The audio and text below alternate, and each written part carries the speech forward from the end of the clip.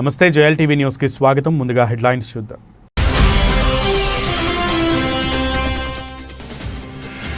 జ్యోతి మహిళా సేవా సంఘం అధ్యక్షురాలు కోసిరెడ్డి లక్ష్మి ఆధ్వర్యంలో అంతర్జాతీయ మహిళా దినోత్సవం.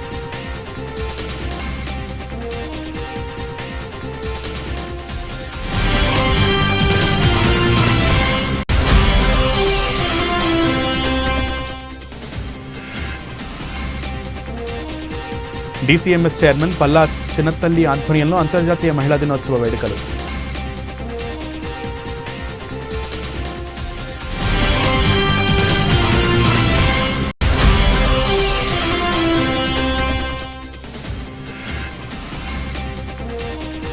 అనకాపల్లిలో కళ్యాణి అకాడమీ ఆఫ్ ఆర్ట్స్ ను ప్రారంభించిన మాజీ మంత్రి దాడి వీరభద్రరావు.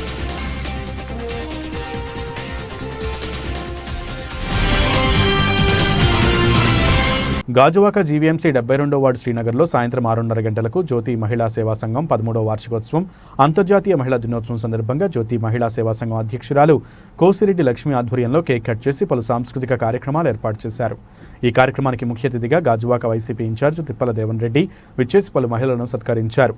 ఈ సందర్భంగా వారు మాట్లాడుతూ ప్రపంచంలో మహిళలు అన్ని రంగాల్లో ముందుంటున్నారని, పురుషులకి ధీటుగా మహిళలు విజయాలు సాధిస్తున్నారని, సమాజంలో మార్పు దిశగా మహిళలు రాణించాలని అన్నారు. మహిళా శక్తిని మించింది మరేదీ లేదన్నారు. సీఎం జగన్మోహన్ రెడ్డి మహిళలకు పెద్దపీట వేసి పార్టీ పదవులలో కూడా పెద్దపీట వేశారని అన్నారు. ఈ కార్యక్రమంలో కృష్ణవేణి టీచర్, జ్యోతి మహిళా సేవా సంఘం సభ్యులు, మహిళలు తదితరులు పాల్గొన్నారు.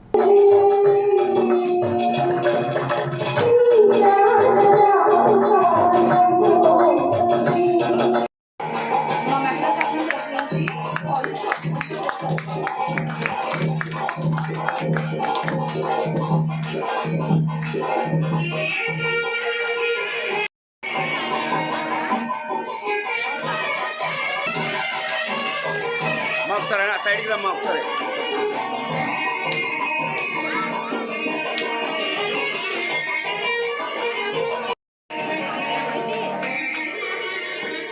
ఆగండమ్మా, మీరు ఆగండి కదా.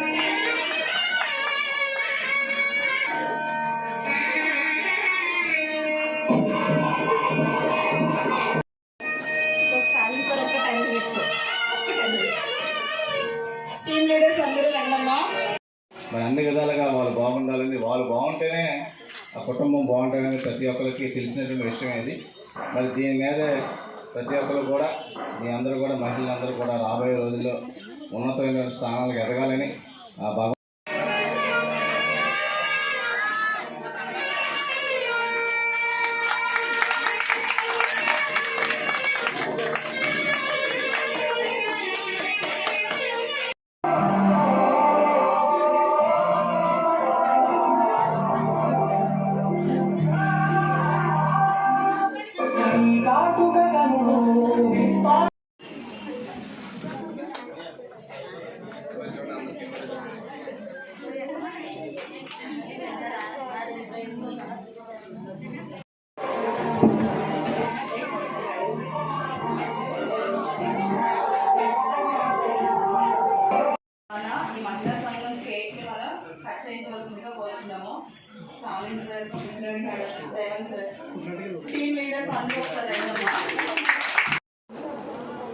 జ్యోతి మహిళా సేవా సంఘం అధ్యక్షురాలు గారైన లక్ష్మి గారికి, వేదిక లంఘించిన స్టాలిన్ గారికి, దేవాన్ గారికి, మా సోదర సోదరిమణులందరికీ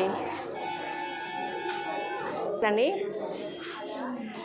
ఎత్ర నార్యేసు పూజ్యంతే రమంతే తత్ర దేవత అన్నారండి. ఎక్కడైతే స్త్రీలు పూజింపబడతారో, గౌరవింపబడతారో అక్కడ దేవతలు కొలువై ఉంటారు.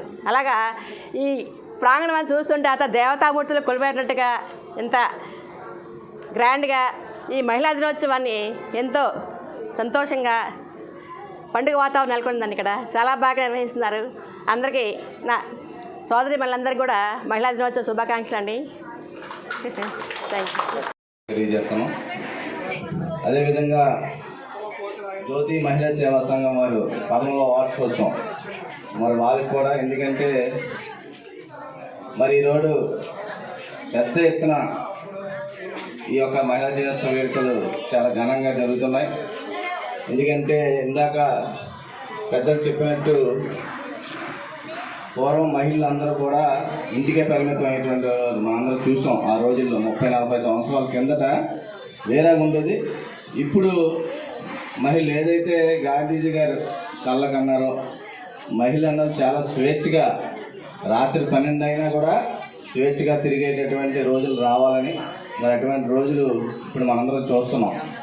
ఆ రోజుల్లోని ఇంట్లో కూర్చొని ఏదో మనం లేడీస్ అయితే టైలరింగ్ కానీ లేకపోతే ఇంటి పనులు కానీ చేస్తూ ఉండేవారు. ఇప్పుడు పెద్ద పెద్ద కంపెనీల్లో వీళ్ళే కంప్యూటర్స్ అన్నీ కూడా ల్యాప్టాప్స్ అన్నీ ఆన్ చేసేటువంటి రోజులు బ్రహ్మాండంగా పనిచేస్తున్నారంటే నిజంగా ఏ విధంగా మరి లేడీస్ అందరూ కూడా మరి డెవలప్ అయ్యారని మా అందరూ తెలుస్తుంది.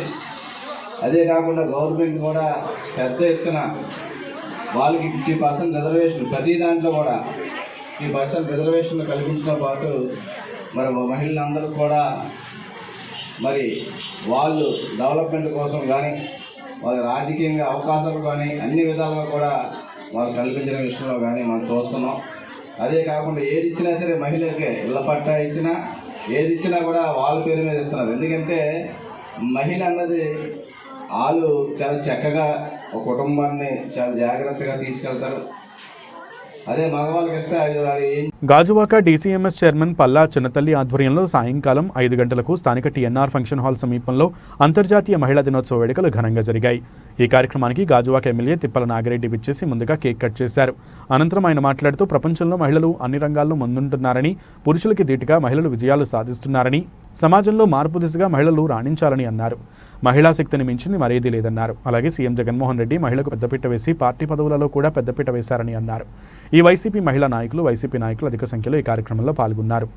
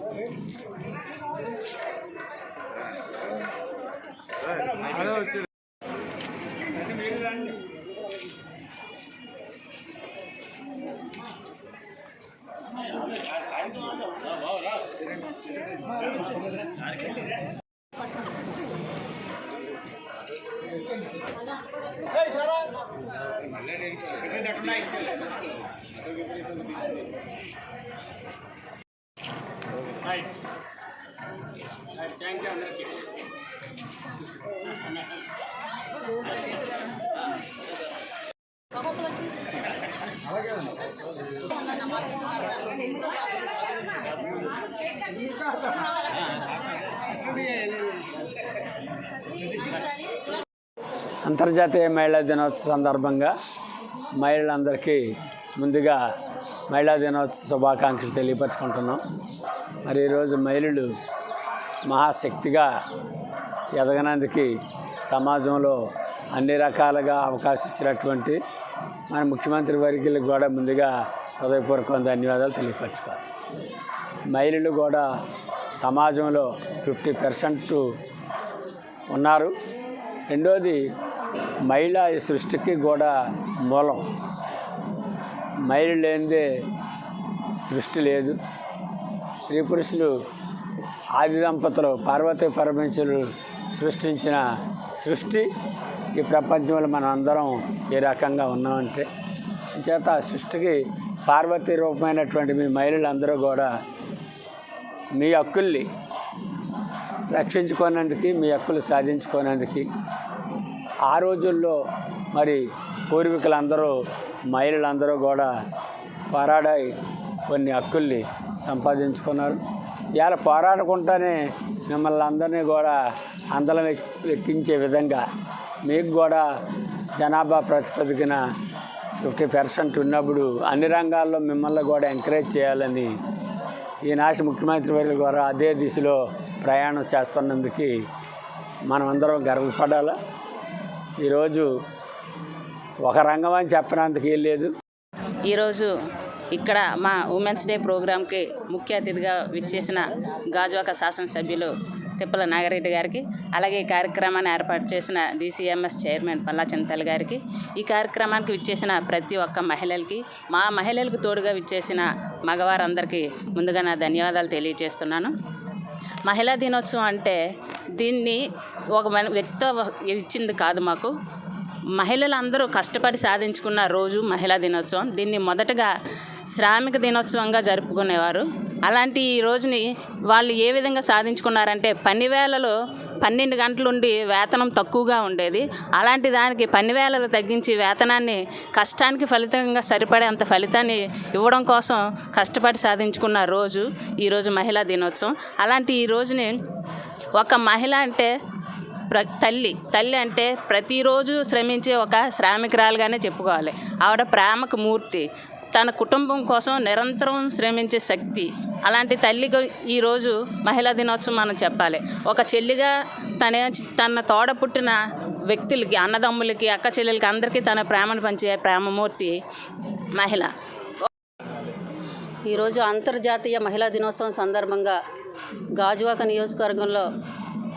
నియోజకవర్గ శాసనసభ్యులు పెద్దలు పూజలు నాగిరెడ్డి గారి సమక్షంలో మా మహిళలందరం కూడా సంబరాలు చేసుకోవడం జరుగుతుంది. ఎందుకంటే గాజువాక నియోజకవర్గంలో మహిళలని తన సొంత కుటుంబ సభ్యులుగా భావిస్తూ మాకు ఏ అవసరం వచ్చినా, మాకు ఏ ఆపద వచ్చినా రాజకీయంగా మా పదవుల గురించి కానీ ఆలోచన చేసి జగన్మోహన్ రెడ్డి గారి దృష్టికి, ముఖ్యమంత్రి గారి దృష్టికి తీసుకెళ్ళి మాకంటూ భరోసాని ఇస్తున్నటువంటి పెద్దల శాసనసభ్యులు నాగిరెడ్డి గారు, ఆయన దగ్గర ఈరోజు మేము సంబరాలు చేసుకోవడం చాలా సంతోషంగా ఉంది. వైఎస్ఆర్సీపీ మహిళలందరూ కూడా ఈరోజు పెద్దల నాగిరెడ్డి గారి సమక్షంలో ఈరోజు కార్యక్రమం పెట్టుకుందాం అనుకొని ఇక్కడ కార్యక్రమం పెట్టుకోవడం జరిగింది. ఏదైనప్పటికీ మహిళలు అనేది ఇప్పటికే ఉదయం నుంచి కూడా ఏ కార్యక్రమాలు చూస్తూ ఉన్నామో, మహిళలు ముందంజలో ఉండాలనేసి ఏదైతే రాష్ట్ర ప్రభుత్వం మమ్మల్ని ముందుకు నడిపిస్తుందో, అలాగే ప్రతి ఒక్కరు కూడా అనేక రంగాల్లో ఈరోజు మహిళా దినోత్సవం ఎందుకు పుట్టబడింది మార్చి 8 అంటే, ఎందుకంటే చాలామందికి తెలియకపోవచ్చు. ఏదో పండగ చేసుకుంటున్నాం, కేక్ కటింగ్ చేసుకుంటున్నాం, లేకపోతే మేము సన్మానాలు చేసుకుంటున్నాం అనుకుంటున్నారు. కానీ మహిళా దినోత్సవం, అంతర్జాతీయ మహిళా దినోత్సవం అంటే మార్చి 8వ తారీఖున మహిళల హక్కుల్ని పొందినటువంటి రోజు, మహిళలకి స్వచ్ఛత పుట్టినటువంటి రోజు. దీన్ని మనందరం కూడా ఐక్యతా భావంతో ముందుకు వెళ్ళి, ఎవరికైనా మనకి ఆపదంటే మహిళలు ముందుంటారు. ఎందుకంటే మహిళల్లో చాలా మట్టుకు జాలిగుణం ఉంటుంది. ఎక్కడైనా కష్టం పుట్టిందంటే అందరూ వెళ్ళి సహకారం ఇవ్వాలని చూస్తారు. అది కాకుండా మహిళలు అనేది పట్టణంలో వెంచేసి ఉన్న శ్రీ శ్రీ శ్రీ నూకాంబిక అమ్మవారి కొత్త అమావాస్య జాతర మహోత్సవములు 20వ తేదీ సోమవారం నుండి 19వ తేదీ బుధవారం వరకు నెల రోజులు అత్యంత వైభవంగా జరుగుతున్న సందర్భంగా జాతర విజయవంతంగా నిర్వహించుటకు గాను రెవెన్యూ డివిజనల్ అధికారి అనకాపల్లి వారు వివిధ శాఖల ఆధ్వర్యంలో సమన్వయ సమావేశం గురువారం నాడు శ్రీ నూకాంబిక అమ్మవారి దేవస్థానం నందు ఏర్పాటు చేశారు. కావున ఈ సమావేశంకు విలేకరులందరూ తప్పక హాజరు కావాల్సిందిగా కోరారు. శ్రీ అమ్మవారి సేవలో ఎస్ చంద్రశేఖర్, సహాయ కమిషనర్ మరియు కార్యనిర్వహణ అధికారి, జిల్లా కోకో అధ్యక్షులు దాడి జైవీర్ అధ్యక్షతన జరిగిన సమావేశంలో దేవాదాయ శాఖ deputy commissioner N Sujatha, DSP Malla Mahesh, జిల్లా దేవాదాయ శాఖ సహాయ కమిషనర్ బుద్ధా మహాలక్ష్మి నాయుడు, ఆలయ సహాయ commissioner Chandrasekhar, GVMC AE Chiranjeevi, AE Sumitra, NTR ఆసుపత్రి superintendent Shravan Kumar, traffic CI Srinivasarao అధికారులు తదితరులు పాల్గొన్నారు.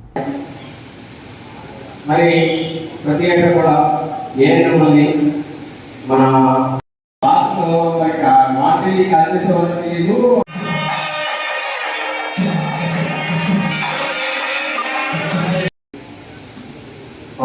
ఎండలను దృష్టిలో పెట్టుకుని మనం 3 సంవత్సరాలుగా పూర్తి స్థాయిలో చదువు పందిళ్ళు వేయడం జరుగుతుంది.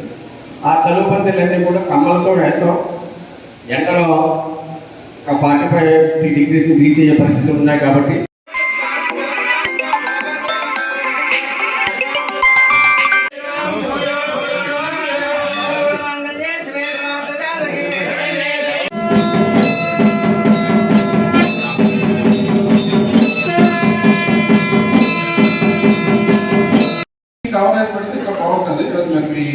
టెంపుల్ అఫోర్డ్ చేయగలిగితే మంచిది.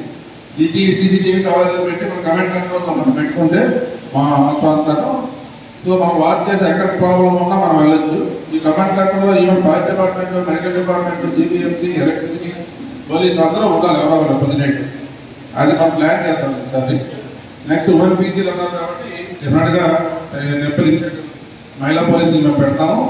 అలాగే మనకి గ్రామ మహిళా పోలీసులు కూడా ఉన్నారు కాబట్టి వాళ్ళ సర్వీసులు కూడా వాడుకోవచ్చు. దగ్గర కావాల్సినంత బందోబస్తు ఎంత డెఫినెట్గా ప్రొవైడ్ చేస్తాం.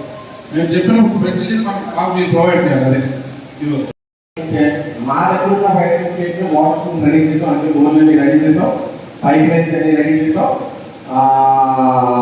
ఎమర్జెన్సీ ఫైర్ ఎక్విప్మెంట్ అంతా కూడా రెడీ చేసాం.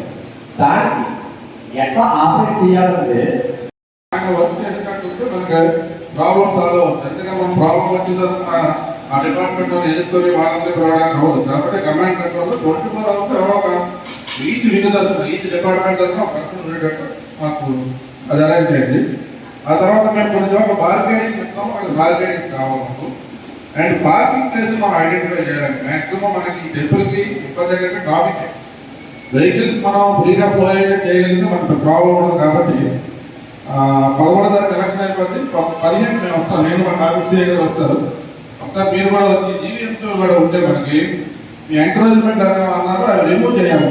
అవి రిమూవ్ చేయడానికి అవి బందోబస్తు చేస్తాం. జీవీఎంసీలు ఉంటే వాళ్ళని వెనకన్నా వస్తుందాం, కొంచెం వెనక వాళ్ళు చేసేటట్టు చేసి మీరు చెప్పినట్టు లైన్ మార్కింగ్ ఇచ్చేసి.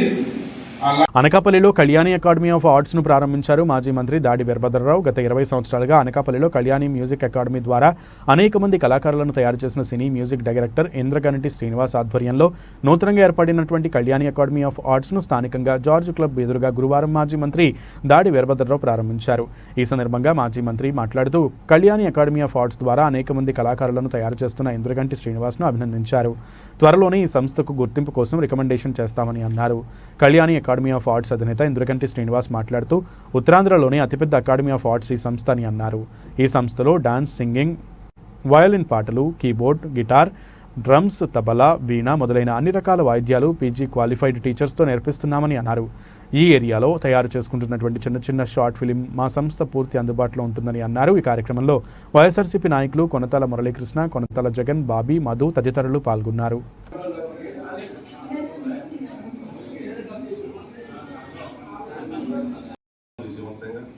సంస్థ కళ్యాణి వచ్చేటాడు సంగీత అకాడమీ.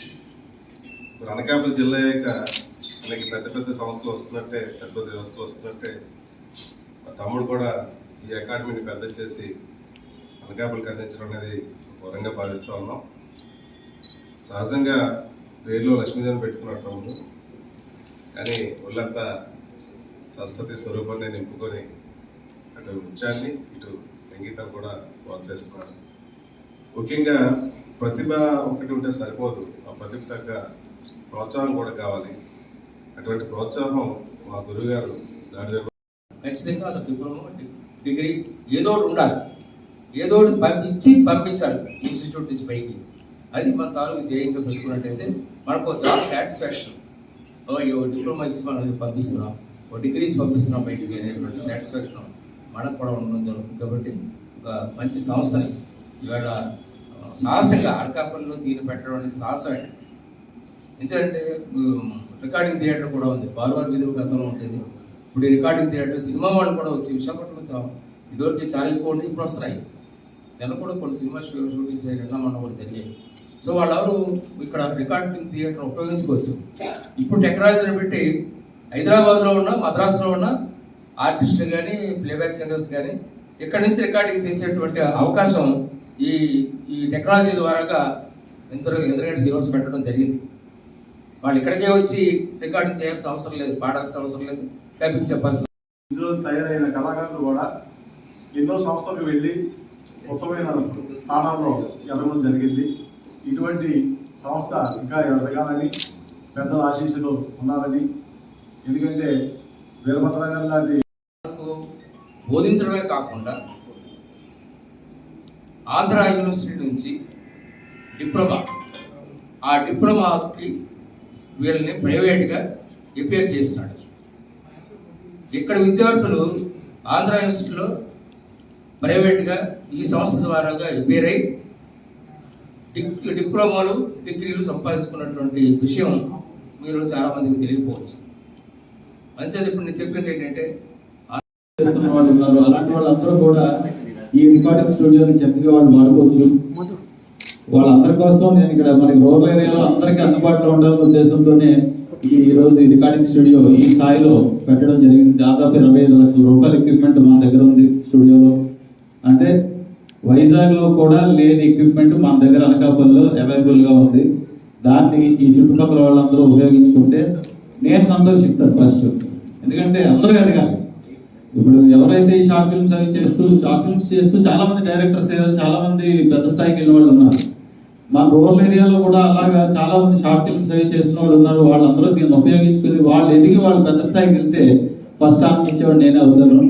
అందువల్ల అంత స్థాయిలో పెట్టిందాన్ని దాని ఉపయోగంలోకి తెచ్చుకుంటే అది ఆనందంగా ఉంటుందని తెలియజేసుకున్నాను. దాన్ని కూడా అందరికీ తెలిసేలా మీ అందరి ద్వారా జరగాలని కోరుకుంటూ మరి పశ్చిమ రాయలసీమ పట్టభద్రుల ఎమ్మెల్సీ అభ్యర్థి తెలుగుదేశం పార్టీ అభ్యర్థి భూమిరెడ్డి రామ్గోపాల్ రెడ్డికి మద్దతుగా ఎన్నికల ప్రచారంలో ప్రభుత్వ జూనియర్ కళాశాలలో మరియు కేఎస్ఆర్ జూనియర్ కళాశాల ప్రభుత్వ గవర్నమెంట్ హై స్కూల్ పట్టభద్రులకు టీచర్లకు భూమిరెడ్డి రామ్గోపాల్ రెడ్డి బ్యాలెట్ నమూనా అందజేసి ఓట్లను భూమిరెడ్డి రామ్గోపాల్ రెడ్డికి మొదటి ప్రాధాన్యత ఓటు వేసి అత్యధిక మెజారిటీతో గెలిపించాలని తెలుగుదేశం పార్టీ సీనియర్ నాయకులు రాష్ట్ర కార్యదర్శి బుగ్గయ్య చౌదరి, రాష్ట్ర కార్యదర్శి urban bank chairman JL Muralidhar, Telugu Desam party senior నాయకులు మాజీ Kapu corporation director Rayal Muralimohan, urban bank vice chairman Boya Krishnakumar, TNSF రాష్ట్ర ప్రధాన కార్యదర్శి సాకే లక్ష్మీ నరసింహ, తెలుగుదేశం పార్టీ రాష్ట్ర మైనారిటీ అధికార ప్రతినిధి ఫిరోజ్ అహ్మద్, తెలుగుదేశం పార్టీ సీనియర్ నాయకులు మణికంఠ బాబు, జాలరి మదన్ మోహన్ బాలకృష్ణ, గురుప్రసాద్, నందమూరి బాలకృష్ణ ఫ్యాన్స్ అధ్యక్షులు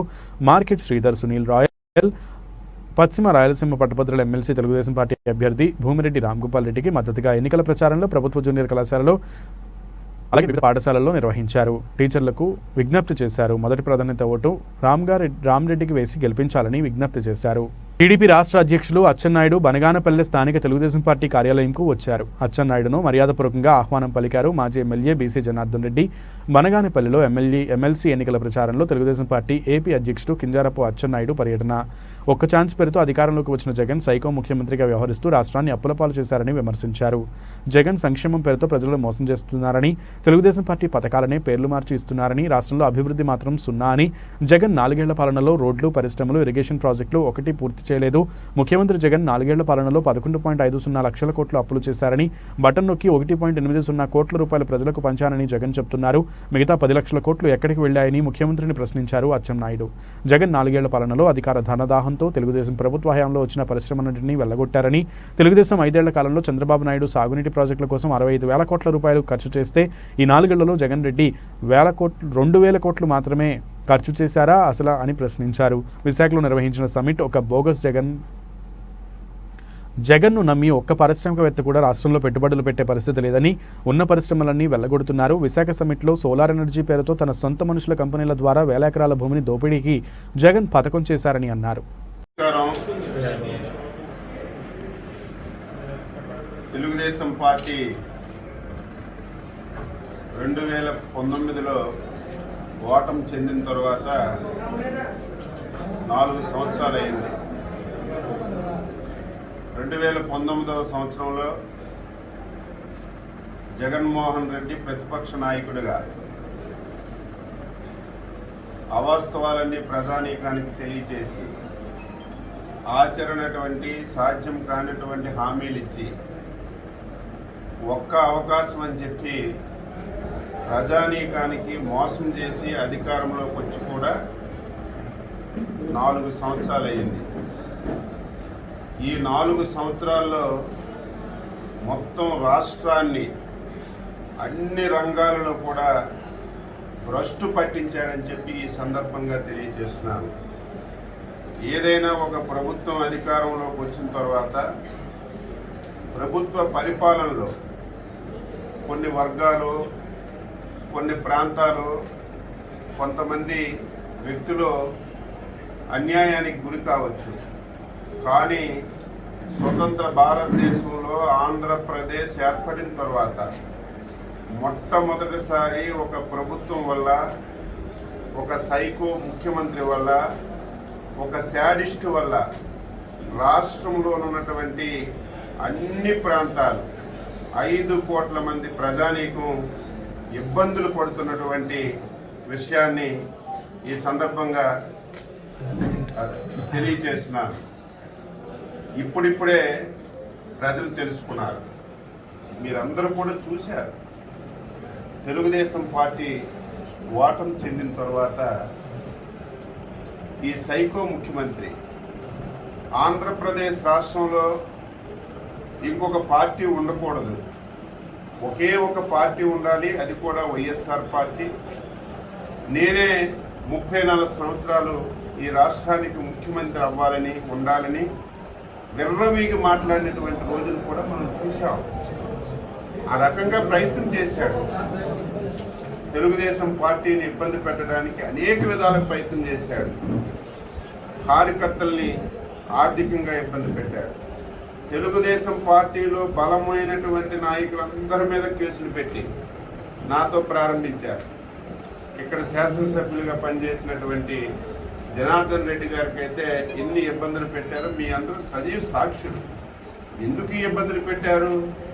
కేసులు పెడితే, ఆస్తులు ధ్వంసం చేస్తే, పనులు చేసిన వాళ్ళకి బిల్లులు ఇవ్వకపోతే నాయకులందరూ తెలుగుదేశం పార్టీని వదిలి ఆ పార్టీలో చేరుతారని చెప్పి ఒక భ్రమతో జగన్మోహన్ రెడ్డి ప్రయత్నాలన్నీ కూడా చేశారు.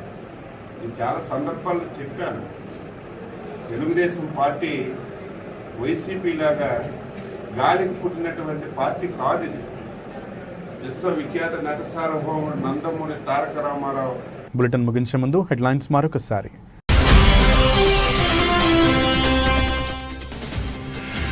జ్యోతి మహిళా సేవా సంఘం అధ్యక్షురాలు కోసిరెడ్డి లక్ష్మి ఆధ్వర్యంలో అంతర్జాతీయ మహిళా దినోత్సవం.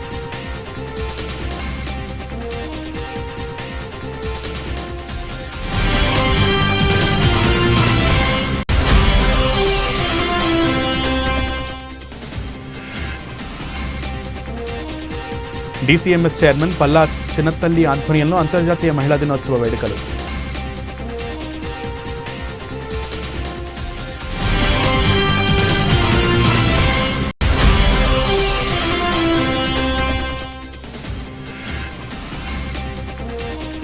అనకాపల్లిలో కళ్యాణి అకాడమీ ఆఫ్ ఆర్ట్స్ ను ప్రారంభించిన మాజీ మంత్రి దాడి వీరభద్రరావు.